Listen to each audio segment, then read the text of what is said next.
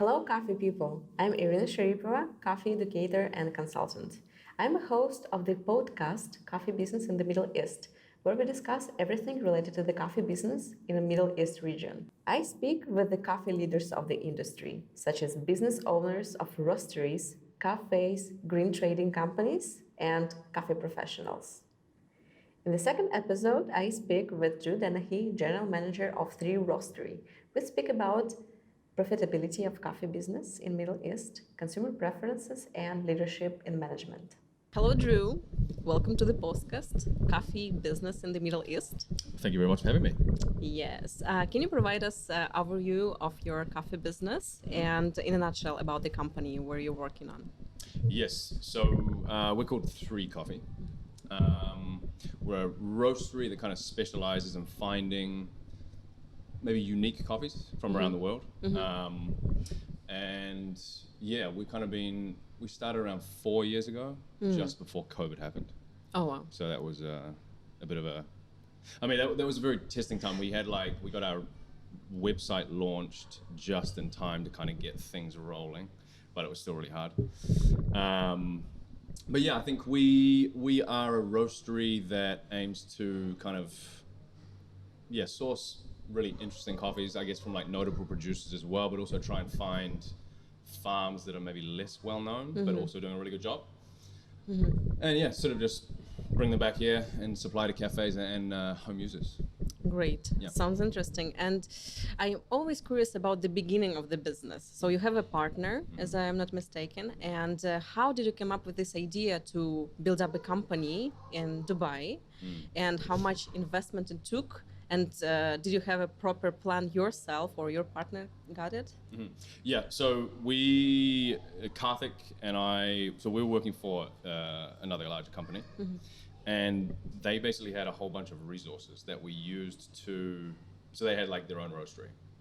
So our business plan, which we had to do, was to basically the idea was to take all of those resources, all of those bits of capital, put them into a business plan and see how we could kind of the aim was to kind of depreciate those assets over, let's say, 5 years through selling bags of coffee. Right? So we kind of said, is there room in the market for another specialty coffee roastery? We thought maybe there is, maybe there isn't, but let's just go for it and see what happens. And I think that at the very start, we were very focused on, I think Archers had maybe just started, maybe a year behind us. And we sort of wanted to just be another company that really embodied the values of what specialty coffee is. Trying to be as transparent as possible, trying to find quality focused producers to work with. And then also kind of build a specialty coffee community here, because you can't sell enough coffee to be sustainable unless you build the community to buy coffee from you. If that makes sense. Yeah, so you were trying to build community around your company to provide the high quality coffee, with your specific style, let's say. Well, right? It's more about trying to find new customers. So it's about growing the audience that is going to be able to buy specialty coffee. So doing trainings, public cuppings, that kind of stuff, which can get people to understand why they're going to pay more for specialty coffee. I see. Because I think that's the biggest problem, right? It's how do you get people to go from buying Starbucks or Costa or even Percentage Arabica? Percentage Arabica is different because they're super expensive anyway. But paying more, 35, 45, 50 dirhams for a cup. I think you can only do that by educating the consumer.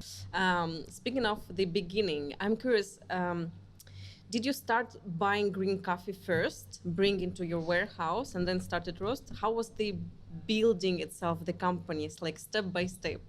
It was about you have the space, you have to figure out exactly what resources you're going to put in that space in terms of the roaster, the size of the roaster, the brand you're going to use. Are you going to have an automatic packing and sealing machine or not? And then, it's allocating space in a warehouse that you're going to have your green beans in. So that was all set up. And then it was slowly working with and finding partners at origin from really popular places. So obviously you start with Brazil, Ethiopia, Colombia, because those were the most sought after coffees and still tend to be. And just sort of, it's always risky buying green coffee because, I mean, especially Ethiopia.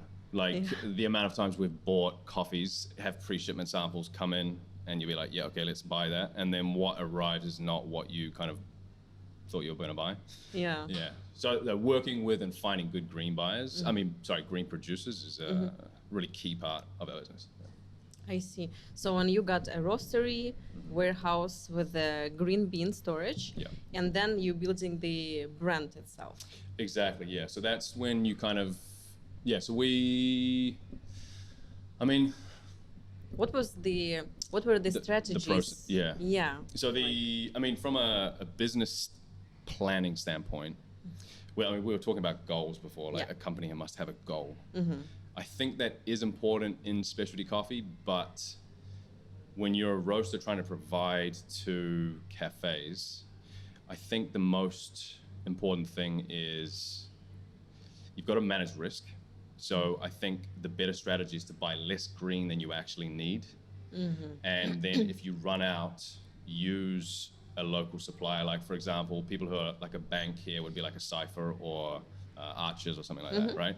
And then you have to figure out what your marketing strategy is, because marketing is, I think, the most important part of the businesses here, because it's very hard to outcompete any other business because everyone eventually knows the best green suppliers. Everyone knows which roastery which roasting manufacturers to use.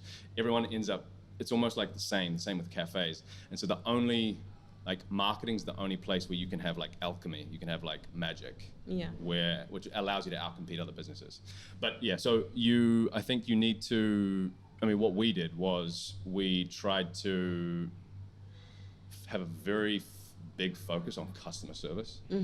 So whether that was people buying from our website, we would always like give them as many, almost to the point of being annoying, like make sure they're trying to like brew the coffee really properly, because we'd have like some anaerobic coffees that were quite hard to brew. And so we'd always give them recipes, and whether that's a cafe, we would try and just go on and give as much knowledge as possible.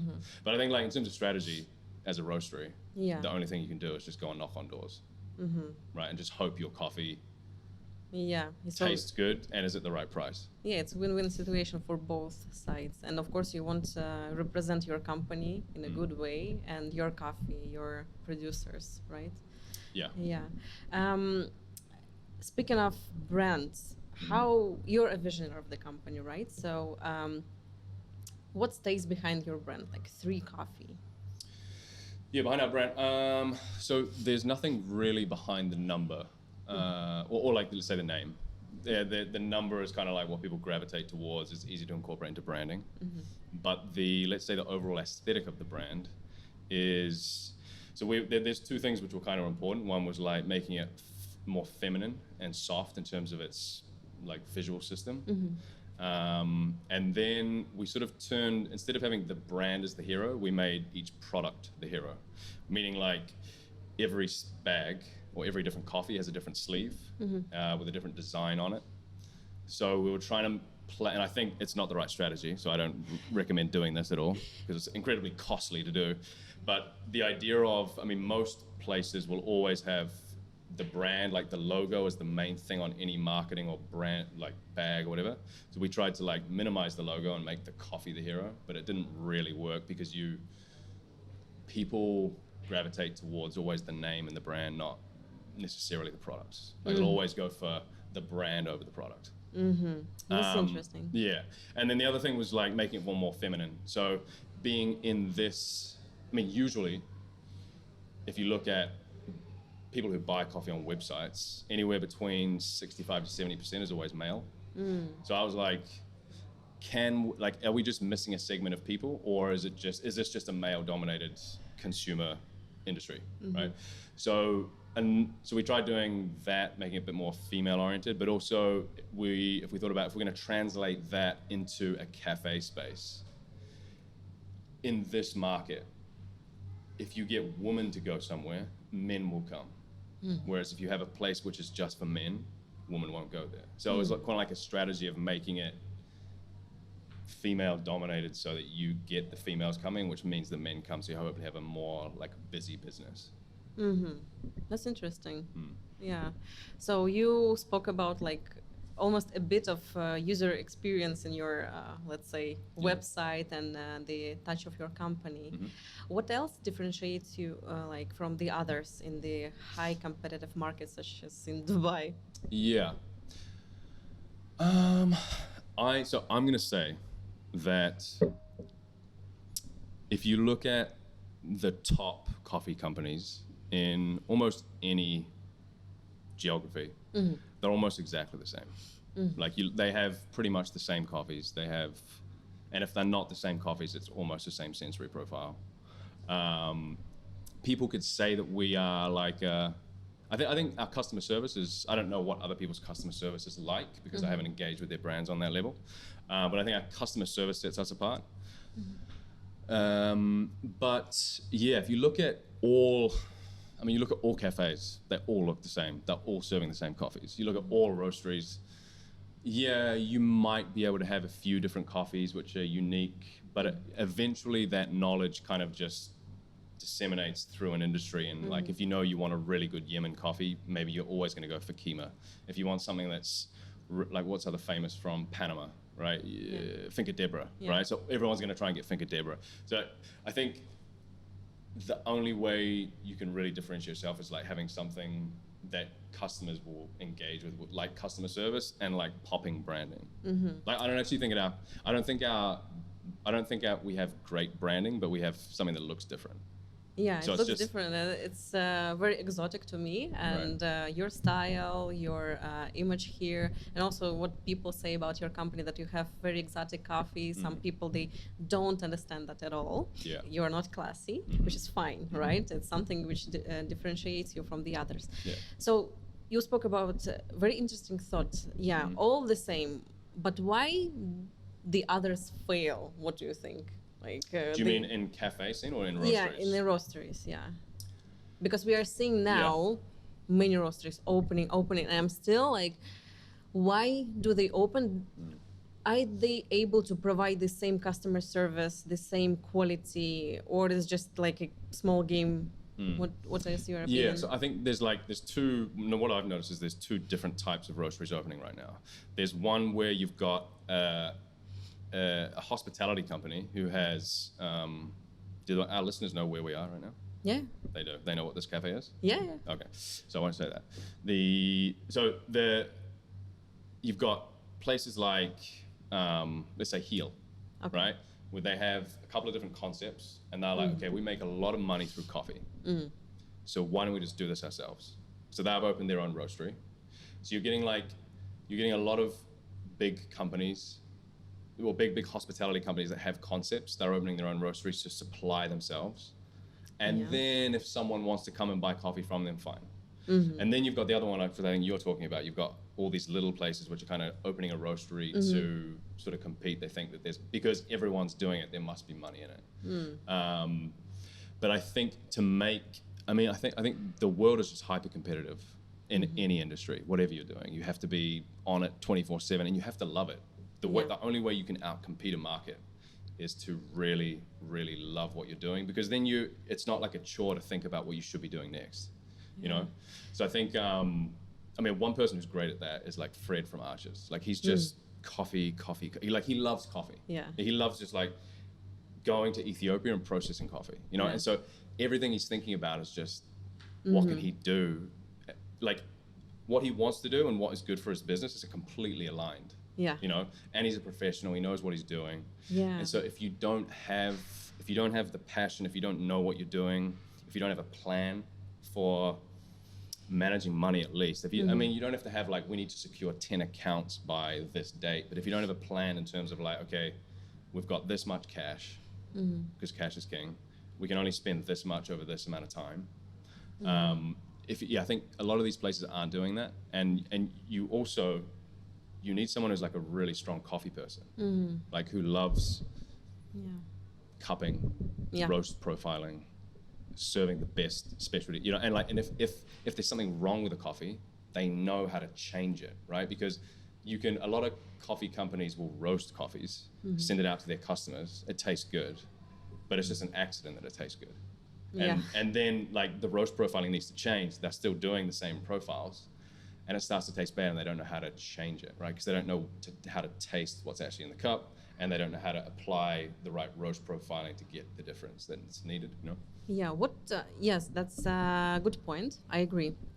What would you say to micro home roasteries that they just started or they just do their own business? Would you advise them to grow or just stay in this level? Like, yeah, that's a great point, actually, because I think what is your goal? Because I would say stay small. Like, there's no room in the middle. You can only be really small and niche and then charge a lot for what you do, or you can only be really big. yeah, you're speaking specifically in this particular market or Any worldwide? market. I believe that's a principle of like almost physics. You know? Yeah. It's I mean, you look at most of the coffee companies in the world. I think like most of the massive coffee, like retail coffee companies, are owned by three. There's like Nestle, which owns Blue Bottle and all Nestle products, and some distribution of Starbucks. Yeah. You've got JAB, which owns like Intelligentsia, Stumptown, a whole bunch of stuff. And then another company. So it's same with the fashion industry. You've got LMVH or whatever they're called, who owns like Louis Vuitton and all this kind of stuff. You've got another one called something else, which owns like Gucci. And then you've got a massive player in the States called Coach, I think. And so they own all these companies want to do is just acquire more and more brands, because they need to be able to be profitable. They need the scale, the access to cash, distribution, economies of scale basically is the king. And also, last point, the cost of cash is a massive thing. So for example, in our business, let's say we have 5 million in assets. You have to have got that 5 million from somewhere. And let's say you've borrowed that money. The cost of cash right now in terms of interest rate is 9%, right? So you need to sell, let's say you're selling your coffee at an average price of $120 per kilo, dirhams per kilo, with a profit margin of 50%, right? So you need to make 40,000 dirhams worth of profit every month just to pay your interest off on that capital expenditure, which means you need to sell, like, at 50% profit margin, you need to sell 80,000 dirhams worth of coffee just to be at zero. Tremendous numbers. Yeah.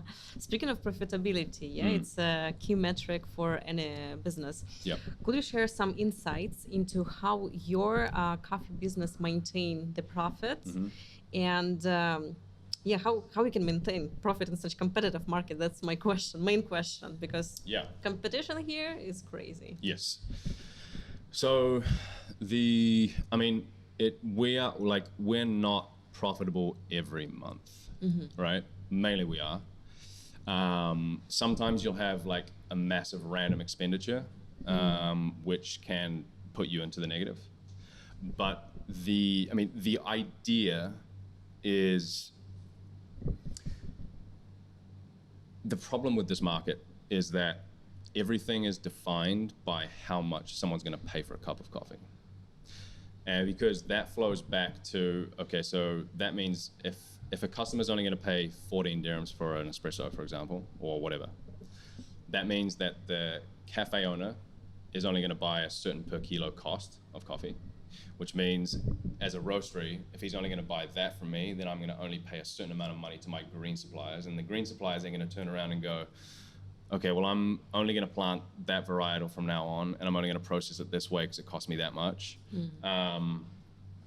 So why I say that is that there's a massive downward pressure on pricing, while there's also a little bit of inflation in general in the market. So you're speaking, if I understood correctly, you're speaking about like some roasters like try to damping the price, or I'm it's just like saying, some roasters just overprice their coffee. No, so I'm saying in general, the amount of cafes out there and that people can drink coffee from is a lot. Yeah. So you like the price of coffee. People are very like price sensitive in general on and how much they're gonna like if you're gonna have like a volume cafe. Okay. So what I'm saying is, because of that small price that people can charge for a cup of coffee, they're not going to pay roasters that much money. And because there is a whole bunch of roasters as well, they're all fighting. There's this downward pressure on price because, okay, I'll give you that for 85. Okay, well, I'll give you this for 80. Okay, well, maybe I'll do like 75. You know, so there's, when you have too much supply of anything, there's always going to be this massive downward pressure on price. And so I actually don't know what is going to happen, because usually it would just clear out of the market, like the market would reset itself. But because cafes and roasteries have unless you're spending like a lot on your roastery, has fairly low barriers to entry as a market. So you can start it with fairly low capital and low, what people believe to be low knowledge, right?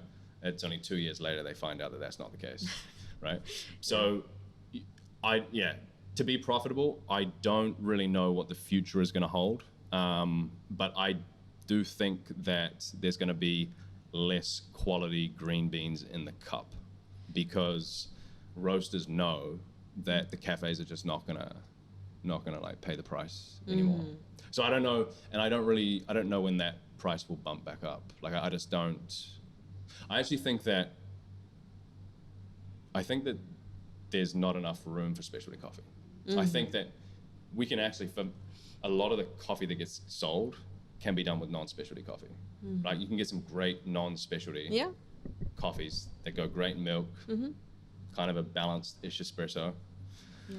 And I think maybe we're overselling specialty coffee. Maybe there isn't as big a market as we think there is. So you think we put lots of effort behind specialty coffee, but actually people don't need it, or Yeah. And also, specialty coffee has become a buzzword. Yeah, you know? exactly. So I've had people come into our roastery and be like, look, I want to do like an Arabica, Robusta, or like a commercial grade coffee, but we'll just put specialty on the bag. And I'm just my God. Okay. Well, we're not going to do that. Yeah. We're not going to do it under 3. Like we actually do roast some Robusta for people, right? Yeah. But it's not branded as specialty coffee. But that's kind of like, you know what I mean? It's people think, maybe consumers think they need specialty coffee, but they actually don't. And I think that's it's an interesting thing about customer perception of stuff. And you know, I think you could like, I don't like consumers and baristas and a lot of people put a lot of emphasis on stuff like, let's say the word geisha or a cup score of 89 or which is not, or an elevation, or you know, there's this whole bunch of information which people believe carry weight. Yeah. And I think specialty coffee is another piece of information like that maybe it doesn't actually hold the weight that we think it does, and consumers may think it does, but yeah, especially, you know, when I work with the customers here in some coffee shops, people, what they want, they actually want coffee not to be bitter. That's it. Or not acidic. Yes, right? Or not acidic. That's it. They don't care sometimes. But some customers, yes, they do care, like, what is the bestseller, or do you have geisha? But they don't know about the idea about it, like about quality, what it is about. They just, we could, with a whole bunch of customers, do blind tastings of like a Robusta Arabica blend, and then let's say a Brazil which is roasted to be clean and whatever. Like a clean Brazil for me sounds horrible. Like that sounds like something that's going to be thin in body and be way too vibrant for what that like origin really needs, unless it has some special process. And I think that, I think a lot of people would enjoy that Arabica Robusta blend more. Absolutely. If they didn't know what it was. But my question is how to raise consciousness about coffee consuming. Like it's through education. You know, that people less educated, I guess, still about quality. Yeah. They just drink coffee and that's it. They have no idea about. But of course, in my ideal world, like people understand about, oh, this coffee is good, but you know, when I teach people, because I'm a trainer, I try to explain people, don't be narrow-minded.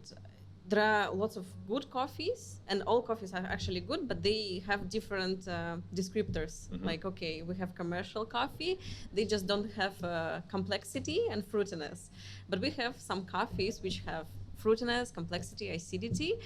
We have to appreciate both of it. But some people, they are too strict and they're like, no, I'm gonna drink only geisha and that's it. And I'm gonna drink how to, maybe it's like too philosophical question, but No, I always let's try get philosophical. to, yeah, how to raise up this, open-mindedness, let's say, like, yes, I will just, as a coffee professional thinker, right? Yeah, I don't mind. I just need to know like information, and I'm not gonna whim it if someone serves me robusta. I will just get this info. I would appreciate that coffee. This is just the coffee. Okay, just don't be dramatic. Let's say. I think I don't know, because educating and changing people's perceptions of stuff is very expensive, because you need a coffee professional who is confident in that scenario, right? Yeah. And you need them to be able to, be like, hey, look, I know you've just ordered a geisha, but can I just do a, like, they need to be able to have that conversation with them, and that, like, having that salary on a bar, it's not possible. So I think it's never going to change, I don't think, unless there is a concerted marketing effort around it from a certain company or group of companies that want to promote Robusta or whatever that happens to be. Yeah. But I think where, like, if you were going to go and drink a coffee, where would you drink a coffee here in Dubai? I will search some specialty coffee shops. Yeah. At least to get some not commercial. Yeah. Because it's like, I wouldn't. So I would go, like, I love drinking espresso from Percentage Arabica, because they, like, their espresso, like Brazil, Colombia, and they had a Peru, really low acidity, really rich, slight nuance in there, and just really well balanced espresso. And I think a lot of the times with specialty coffee, they have, as coffees, they have potential, really high potential to deliver something amazing in the cup, but the margin of error is like really small. Yeah. And so often you just get really average experiences in a lot of specialty coffee shops, because like all of the stars and the moons have to align in terms of grinder, water, roast profile, barista, all of this stuff. With specialty coffee, yes. Right. With commercial, it's fine. Yeah, exactly. So, and with commercial or whatever, even like lower specialty, you've got a really low potential, but really big margin of error. And so I think that's also what we have to think about as an industry. Like, if we are going to charge people more money for coffees and promote this thing as being like really positive acidity or whatever, we really need to deliver on that promise. And I think a lot of places aren't doing that at all. And I think that's why we'll see a lot of people. I think people are going to pull away from specialty coffee, to be honest. Yeah. I mean, maybe not Saudi. Saudi's sending it right now, but I think in general, yeah. Yeah, I just want people to understand that we should appreciate any coffee. You just need to know what you will get, like predict a bit, and don't be dramatic. Yes. Yeah, and I think that comes down to the customer service and like giving people an expectation about what they're going to drink in the cup. Yeah, because as we said before, like specialty coffee is like a buzzword. Also like Brazil, what people think about Brazil. Right. But there are tons of Brazil which are amazing and much better than geisha. Possible, right? Possible. Yeah, I mean, a Brazilian Mandela won the Brewers Cup champion in 2018 or something, right? Tell it to an average customer. He will not believe it. Yeah. Yeah. But I mean, it's interesting as well to see how customers or consumers like use terms like either process, they'll use that as a key metric for understanding coffee, or origin or whatever, Yeah, it's a huge work, but it should be a service. Yes, you're right. Speaking of quality, how do you ensure quality and sustainability in coffee sourcing? As I understood, you traveled in origins. Yep. How to maintain quality? Because it's very hard, because coffee is a product from nature. Yep. How? What are your ways? Yeah. So, I mean, managing quality is probably the biggest. I mean, it's impossible. I'm just going to say there's no way that you can deliver the same profile all the time. You can have it within a margin. And, we've been experimenting recently with so I think most customers will be forgiving of a sensory profile if it's different, as long as it's of equal quality or better. So for example, if you're going to roast a certain coffee, like let's say for filter, you may roast it to have a really like fruity expression with lots of acidity, or you may roast that because you think people want body and sweetness in the cup, right? And in each of those scenarios, you might sacrifice some body in the first scenario. In the second one, you may sacrifice some of that like florality or really enzymatic quality fruit. So yeah, I mean, regular cupping. But the biggest thing is when you cup a coffee, you need to understand what's going on in the cup, and then being like, okay, that is because of this issue with the roasting machine, right? Or the roast profile. And so one thing in summer, like we use a lorring, and so like as your incoming air heats up and has more moisture, you have to change the roast profiles a lot. And we change them almost weekly. Yeah, but it's fun. To work with coffee. It is, yeah. If you're into like the really geeky side of coffee, that is definitely fun. That's not something I enjoy doing. I enjoy the more the business, marketing, sales kind of side of things. But yeah, quality is also an issue with, as I said at the start, like buying green coffee that doesn't taste like what you initially. Yeah, exactly. It's a fantastic product. Yeah, always there are lots of surprises. Awesome. I also want to ask about from your let's say leadership perspective. Okay. You're a general manager, co-founder of a big company. What challenges already have you faced within these 4 years, and how you overcome them, and what do you think still is bothering you? Well, the biggest thing that bothers me is price. So pricing of cups of coffee, price of a kg of coffee, and then comparing that to the green price that we're paying producers.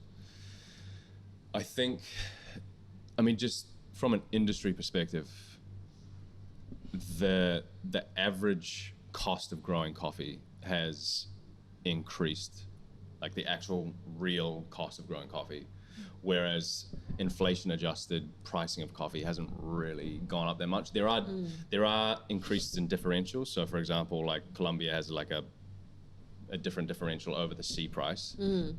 Those have grown a little bit, but for me, the thing is, I don't really know if this whole thing called specialty coffee is actually, I don't know how sustainable it is.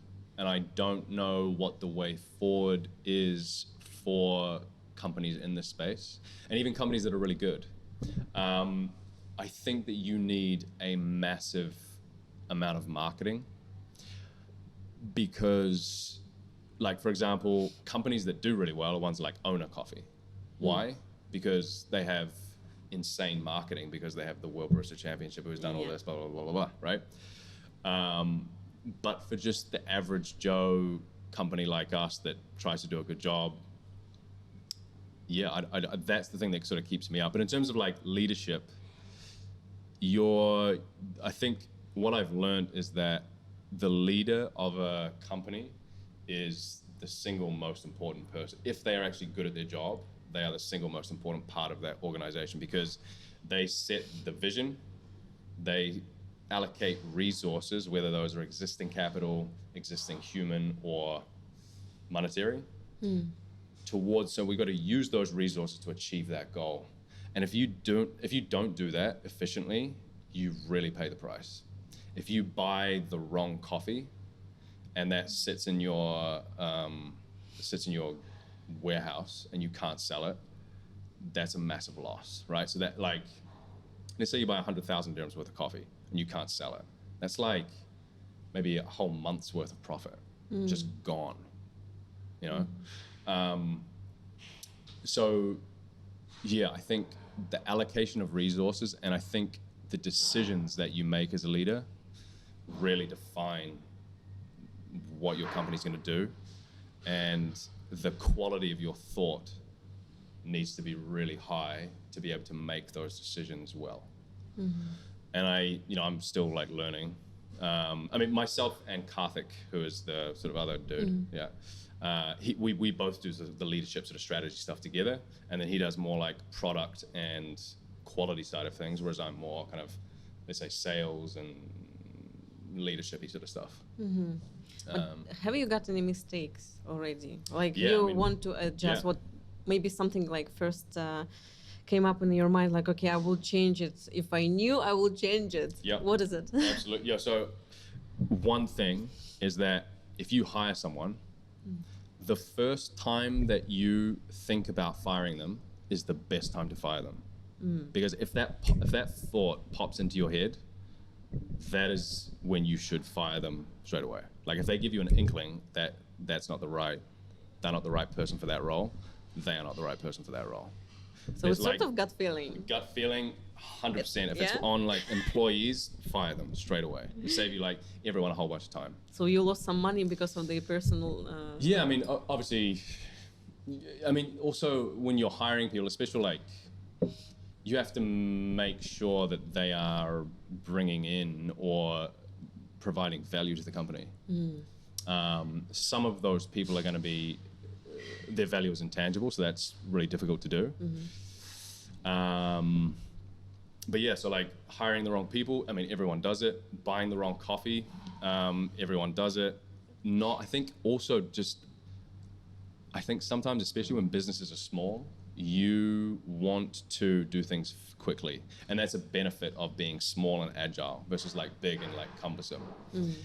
But one thing I've learned is that you need to make sure you think through all the steps and that you make sure all of your ducks are in a row before you make a big decision that can cost you money. For example, let's say you ship, or let's say you take a customer order. You've got this new customer who's come on board. It's going to be like a ton a month, right? They're like, yeah, start roasting for us, perfect. And you're like, cool, awesome. Let's buy the coffee. And then they're like, oh, that person gets fired. And you're like, okay, well, you guys ordered, and the CEO doesn't know anything about, you know? So make sure everything's like in a contract in that situation. If you're going to ship coffees anywhere overseas, make sure you have like all of the right documentation, and you've also checked with all the customs places. Like if you're going to ship to Saudi, make sure it's registered in SFDA. Yeah, green beans, that's one. Shipping's one. Hiring people's one. I think also maybe like, I know it's difficult in this region, but customer service is really key. You need to make sure that as a leader, you don't embody any traits or actions that your team can pick up on and then like exhibit those traits in front of customers. So you need to be like the epitome of customer service at every point when your team can see you. Because otherwise things can creep in. Because, I mean, customers can be annoying, but you can't let any of your team members show that to them. Yeah. True. Speaking of customers here, what do you think? Maybe you noticed something.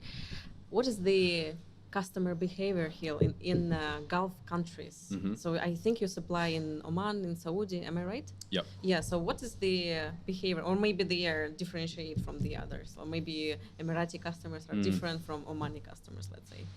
Yeah, I found in general, this region has a very strong focus on either like, obviously Brazilian espresso or a fruited espresso, mainly Ethiopia. But I think here in the UAE, they have from a cafe perspective, they demand a lot higher quality filter coffee in the cup.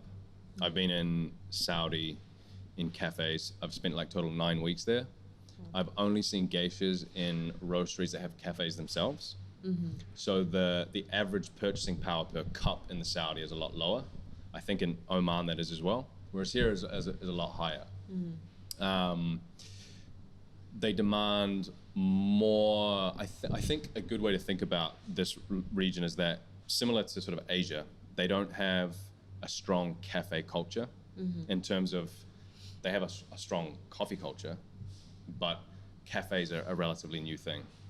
Whereas if you look at the States or the UK or somewhere like that, they have a long history of drinking coffee in cafes.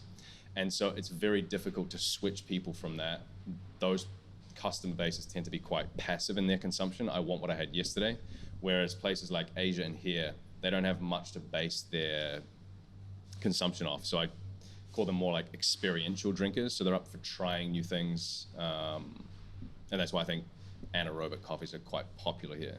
But I think we're shifting away from those really funky anaerobic coffees to slightly more cleaner. Like we've been purchasing like more cleaner coffees this year. Oh, I see. Yeah. Nice. Speaking of coffee trends, by the way, they're changing rapidly, right? What we've seen like 2 years, even like half a year, it's like different what we have right now. How do you balance the need of the coffee and financial return, let's say, because you can't predict, because what I understand, working in a roastery, you need to somehow to predict, right, which coffee you're gonna buy. But how do you balance that? It's actually very difficult, but yeah, again, you kind of have to, you can't just buy all the coffee that you want to buy. So you have to kind of be like, I think it's a really good strategy to have a couple of like hero products. So for example, we have a Brazil, which is like people love. We have an Ethiopian natural. We have an Ethiopian anaerobic called Supernatural, which people like. And then we have a Colombian anaerobic coffee as well. So you've got those 2 filter coffees, 2 espresso coffees, which you have in really large volumes. And then you kind of, you purchase small quantities around. So let's say we take 8 tons of the anaerobic Ethiopian and Colombian. And then maybe we take a ton of a Rwandan, a ton of a Kenyan, a ton. So it's just get a lot of your main coffees. Like for example, we like half of what we roast each month is Brazil espresso, 25% Ethiopian natural, and then the rest sort of comes from other stuff. So it's about understanding what is your product mix, and then going, okay, I think, because you can also like look at your product mix in terms of sensory profile, right? So like half of what people are going to drink from you is going to be this nutty, rich espresso, and then 25% is going to be that fruited kind of espresso, and then just pick really small amounts of other things. But like for example, we've been left with 100 kilos of geisha from last season that we will have to like just throw away because because it didn't sell in time. Right? And so obviously that it starts to age and you can't really sell it to anyone because you're a quality focused brand. You don't want to put that in a bag and someone goes, what the fuck is that? Right? So it's also about being like, okay, so when does it make sense to take the loss? Because you're here for the long game and you want to, it's better to just throw away $18,000 worth of coffee than it is to try and sell it to someone and get a loss in reputation. Yeah, interesting. Yeah. Because to me it's very hard. You never know. Of course, you have to be. Yeah, that's a good word. You have to be classy because the amount, like a mass of people who drink just normal coffee, and also we have some trendy champion style coffee, and you have to buy it because also you will have a percentage of people who will request that. Yeah, and also those coffees, like, they don't really make you money. Yeah. Done like a marketing coffee. Yeah. All right, so the geisha that, I mean, yeah, like the average geisha price. Who makes money behind geisha? Producers? I mean, middlemen? Not a roastery, right? Or? Yeah, no, not really. Like your geisha is, in general, I mean, to your retail audience, you can make some money there. But that's, like 5% of your revenue, like total. But they're marketing coffee. So they're like, we have this coffee, so buy that at that price, which is good. That'll bring your customers in to be known as like a good place to drink coffee. And then everyone just makes money on the volume coffees. which is like the Brazil, the Ethiopian. But I mean, the average price for a Panama geisha natural is like $50 per pound, you know, which is like $110 per kilo ish. It's crazy. Yeah, so I mean, like the cost is almost, when we look at the cost after roasting, it's like $500 per kilo cost. Yeah. And then add to earn packaging, yes. add everything else on top of that. Yeah, speaking of numbers, I'm curious if it is possible to say, like, roughly, the biggest investment in the roastery, it's green beans, right? Because you freeze money, or... Yeah, so like, right? well, yeah, so you've got, obviously, I mean, the average roastery, depending on how big you are, but let's say you really want to be serious about it, is going to be anywhere between 500,000 dirhams to 1 million dirhams. Mm-hmm. And let's say you depreciate that over 7 years or something. Mm-hmm. But then, yeah, so like, I mean, we have, depending on our volumes and what time of the year it is, and, you know, if we got fresh crop from Panama and Ethiopia and all that, we could have anywhere between 4 to 8 million in tied up in just green beans, Yeah. which is a lot of cash, right? And then let's say you have to finance that, it costs you 9%. Yeah, also. So that's like 50,000 dirhams a month you have to make just to have that stuff in your warehouse. It's crazy. If you're gonna do like serious business, you have to think about it. And I think some business owners, they don't realize how important it is, like, to invest in green beans first, because it's actually your key product. You're a roastery, right? But some people. What do you think, by the way, about roasteries who buy coffee locally, like a little bit from there? Yeah, I mean, I'm also thinking about sustainability of this business. Do you mean sustainable? Well, okay, let me tell you what I think of those. So that is obviously, they're obviously not going to be as profitable because, for example, let's say they buy coffee from us or Cypher or Archers or Espresso Lab. So Espresso Lab is going to sell you that, or we are going to sell you that coffee at a, let's say, 20% margin, right? Which is kind of standard, 25% margin maybe on that green bean. And then your raw material is now so much more expensive to you. So you either have to sell it above the price that we're selling it at, or you have to make a considerable amount less money on that coffee. If you're like competing with a roastery green supplier at the same time, right? But it's you know, that is the way to do it if you don't have cash, and you slowly build, because as well, like, you don't have access maybe to as much knowledge, and you don't travel to farms and that kind of stuff. And I think you know, this is a thing that also cafes sort of need to think about as well, is that, like, am I buying coffee from a roastery that buys from other green suppliers as a main thing? Because those roasteries aren't going to be as, I mean, they're not going to be as, maybe, I'm trying to think of the right word here.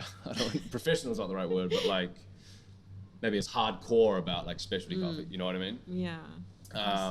But yeah, I don't think, in terms of, if you're talking about sustainability in terms of just money, they're not going to be you're not going to be able to outcompete your competitors who are buying direct. So again, it's more effort than the margin from it. Like, what's the point of this business then?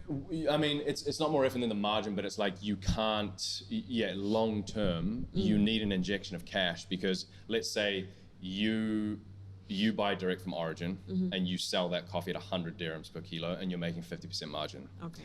I buy from you and I have to sell at the same price, right? Because it's 100 dirhams per kilo, but I'm only making 30% margin. Yeah. Right? But the 50% margin you're making is actually only 40% because of the 10% cost of cash. But still, you're making 10% more than me. So I need to somehow find 10% of that value, overall value, somewhere, because I'm not going to have as much money as you to go and buy the coffee again. And then I'm just going to be in that cycle unless I can save enough money or borrow enough money to like go and do that eventually. Yeah.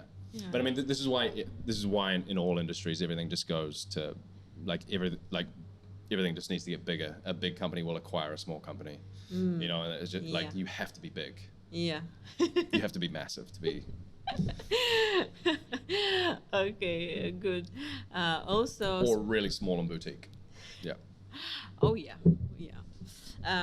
One question about creating the trend and making interesting product. Like for Yep. instance, you're not considering yourself as like big company or a medium company, Yeah, small, medium. small medium. Yeah. You also have side products like Uh-huh. which you're creating. I'm speaking of like drip bags, instant coffee, canned drinks, Yep. some merch. Is it like the part of marketing, or like is it like very necessity for you, or? Yeah, so the idea behind that is to kind of, is to try and, it was part an attempt to bring potential non-specialty coffee drinkers or people who can't be bothered with trying to make a specialty coffee with all this stuff. So you've got the drip bags, you've got pods, whatever. But then you've also got like the yummies to try and have like Cascara yummy, espresso yummies, the gummy bears. But it was an attempt to try and pull people in, but also marketing as well. So it's like another channel, let's say, to bring another customer. Yeah, kind of. I mean, that would definitely work for cans. So that's definitely where you can just completely get a new segment of drinker. Yeah. Or How consumer. is this business going, by the way? I mean,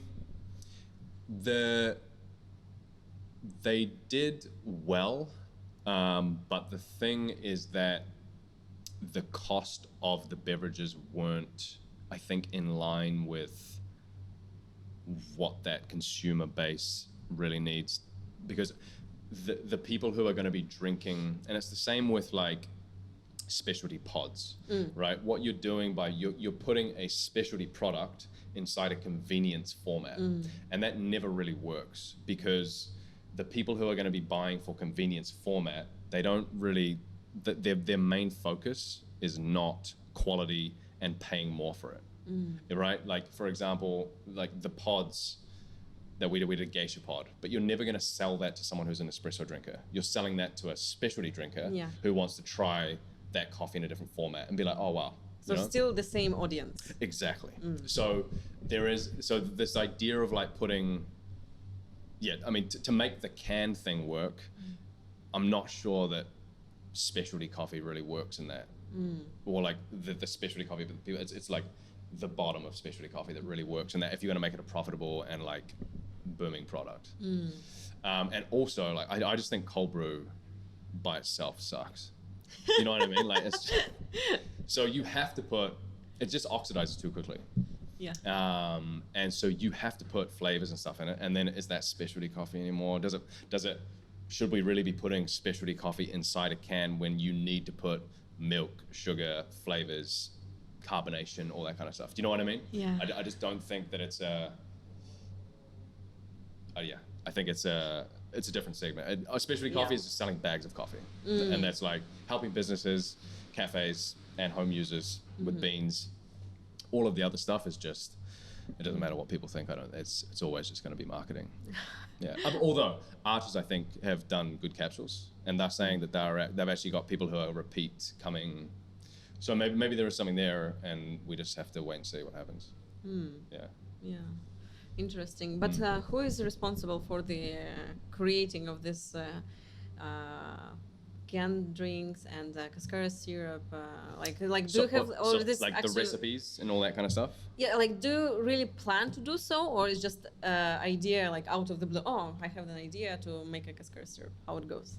Yeah. Well, okay. So like all of that kind of like recipe product creation is all Karthik. Yes. So Karthik's kind of like the brain behind like. I mean, he's fantastic. But he's just creating. Yeah, he's just okay. just very it was not like a go. Okay, let's do something. Yeah, no. Where did he first try? I think he tried Cascara something on a trip to the States or something like that. Yeah, it's kind of popular there. And then he just came back and created like the most awesome version of that, and then people are like loving it. Yeah. So I mean, we have customers that are just like come in and they only buy that from us.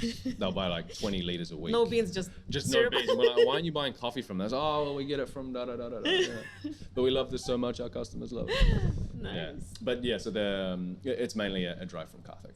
Yeah, good. Any other ideas to launch? From us? Yeah. Like, what are your goals for now? Like, also bring more specialty coffees or create more sides products? No, so I mean, we're still focused on specialty, but we're focused on trying to push that in Saudi. So this market, I don't think there's much room for growth. I think we're kind of like hit a point without changing drastically the actual product that we're using in terms of green beans. So Saudi is the place to really make money. So a big focus there, taking what we have over there, but obviously they don't have the purchasing. I mean, I'm not going to say power, but the purchasing kind of like they don't really desire the geisha and all that kind of stuff. It's more like a really high quality Colombian anaerobic. That's good. They like cleaner coffees over there. Wow. And I think their espresso on average, they like really rich bodied things. So it's just changing roast profiles and just taking less of the kind of geisha type products and more of your kind of like affordable, good bang for buck coffees. Yeah. Interesting. So you have some clients already, or are you planning to We open a do, branch yeah. there maybe? So we have some green customers. We have we just landed quite a big customer there, like a unicorn customer, which we're slowly building up and doing training and stuff for. But they have like 40 plus branches. Wow. So it's kind of going in through there, and then there's obviously challenges with going into a new market and understanding what is the business mindset there, what are people, how do they want to work, is it more trust based, how likely are people to default on credit if you give it to them. So there's all of that kind of like challenges, and yeah, I'm gonna have to like spend a lot more time there. You have to be on the ground. Yeah. You have to be there. Yeah, and I think that the main reason why sticking to just coffee beans, like just selling coffee beans, is that if you're trying to create new products, you really have to do that product really well, because otherwise you're just competing with people who just, like for example, gummies. You're competing with companies that just do gummies. You know what I mean? And you're competing with people who just do capsules, for example. Yeah. So yeah, we're trying to focus just on coffee and doing some training there as well, because the one thing I've noticed in Saudi especially is that people are really hungry for knowledge. Oh wow. Yeah, I want to go there. Yeah, or you could, I mean, maybe you can come and do training for us I there. haven't visited, but I will definitely. Yeah, that's interesting. Yeah. Also, regarding your products, I forgot to ask you, you sell green beans, yeah? So We do. in your business, Yes. still more roasted beans you sell or green beans? Yeah, much more roasted. Yeah. Roasted. Yes. Yeah. Okay. So it's Like which percentage? in terms of like volume of kgs or money. So I would say like, yeah, green beans. Maybe last month we sold 11 tons. Roasted we sold maybe like 6.5. So green beans more you sold. Yes. Okay. In that, but in general, So that was like a random month. Ah. In general, we'll have maybe 3 tons steadily between Saudi and here. Oh wow. Yeah. Interesting. But hopefully, I mean, you want the green bean element to be larger because the margin on that is so much smaller. Yeah. But maybe it's going to be the same question, but you have to freeze money in green beans more. Absolutely, yeah. And because roasted beans, quick money, let's say. If it is, yes, yeah, green. You're paying. Let's say we just bought all of our. 3 months ago, we paid for all of our Ethiopians, and we're not gonna see the end of that revenue stream coming in till a year from now. Can I ask? Is it like, do you invest money from your company, or you have investors for buying such amount of coffee? Or Yeah, well, it's like the or bank maybe, I don't know. Yeah, because like the IFCO, which is the people that own the company, they supply most of the cash. Yeah, so it's like, so you sort of owe from them. Yeah, exactly. You have to. It's their financing, but it's at a market rate, let's say, of 9%. Yeah. I see. But nowadays, your company already got some profit, right? So you're just earning money, or after 4 years, when let's say I'll ask again. When did you start earning money after opening the roastery, let's say? Well, so you can think about it two ways. You can think about when do you first start earning a profit per month, right? So when do you first start to earn enough, like sell enough coffee to earn enough money to pay off your expenses that month? Yeah. But then there's like, okay, so what is the period though where we earn enough money each month to pay off all the losses for this? All the losses that we've accrued. I haven't worked out that bit yet, but to make profit per month took us maybe like, I can't remember, but it was after the first year. After first year. Yeah. I'm just also for the listeners, just don't expect that you will get money immediately, right? Yeah, for sure. It would have been, it's because especially, I mean, it depends on also what your goal is, like what you said at the start. Like, are you trying to be a company that competes for dominance in the market and to be thought of as like this market leader, in which case you need a lot of human capital, which is really expensive, right? Or are you just going to be like a roastery that just supplies some good coffee, like your rent isn't too much, you're roasting yourself, you're not really roasting really expensive coffees, they don't necessarily need great profiling maybe. So your cost, like by far the biggest cost if you're going to be a really like market leader is going to be your human capital. Like that's a massive cost. I see. Yeah. Interesting.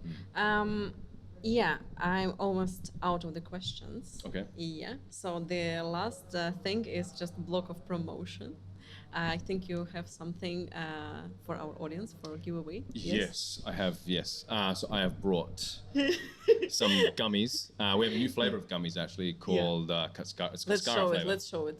Okay. So what do you have for our audience for giveaway? Which products? Because you got. Yes, we have some goodies. Interesting. Yes. So we have a set of 4 cans. So you've got one of each of our flavors. You've got marshmallow vanilla latte, oolong melon tea. You have cold brew tonic. It's probably the weirdest flavor, most interesting. And then people love this is cold brew passion fruit. That's Looks the most lovely. I like popular how one. See, and that's what I mean. Like glittering. Yes. Each product is the hero, not the brand. But I don't think that's the right way to do branding. But anyway, you have a T-shirt, Acid Makes Coffee Better T-shirt.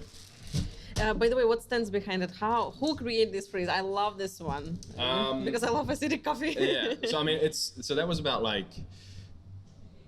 long story short. Yes. I think when specialty coffee first came about, no one really knew how to roast coffee properly or serve it. And so you'd serve these people who are trying specialty coffee for the first time, a really acidic espresso, and they go, fuck, well, if that's specialty coffee, I don't want it. So I think as an industry, we've got far better at roasting and brewing and understanding how to manipulate those kind of things. So that's all about like acid can make coffee better. It can make it taste sweeter. It can make it taste, more complex. Yeah. So it's about not being afraid of acidity if it's done well. Yeah. We also have a market tote designed by Uliana. This has space for laptop and some cupping spoons and notepads. Wow. You have yummies. You got Cascara, espresso, Spanish latte. You also have 2 coffees. You can open that one. Wow. Oh my God. So we got one from. This packaging are amazing. So these are coffees that I sourced this year from Panama. So we've got a really interesting coffee here, which is a Catuai varietal, but processed as an anaerobic natural. 96 hours fermentation, but it's like super clean, really sweet, really complex. You got like red fruits, tropical fruits. This is a geisha from Juratungo, a little bit more ferment in the cup on this one, a little bit more funky for people who like more intensity of flavor. Wow. Yeah, but still not overly funky. That's good. That's good. So anything else? That's it. Okay, we will give it to someone amongst our followers and amongst comments below this episode. And Drew, thank you so much. It's been my pleasure. Thank you very much for having me. I will continue talking to you. I think we need the second episode Yes. with you. Let's do it. Please, but we ran out of time, I think. And it was absolute fantastic conversation. I got lots of insight from your perspective. I wish you good luck in the business. Thank you. Thank you again for joining us. It's my pleasure. Thanks. The best way to support our podcast is to subscribe to YouTube channel, Spotify, or Apple Podcast. If you want to participate in our giveaway, leave a comment with your feedback or insight from this episode, and stay tuned for the results on my Instagram. We appreciate your support, and don't forget to share this episode with your friends, colleagues, and fellow coffee enthusiasts. Thank you for the listening, and we'll catch you in the next one.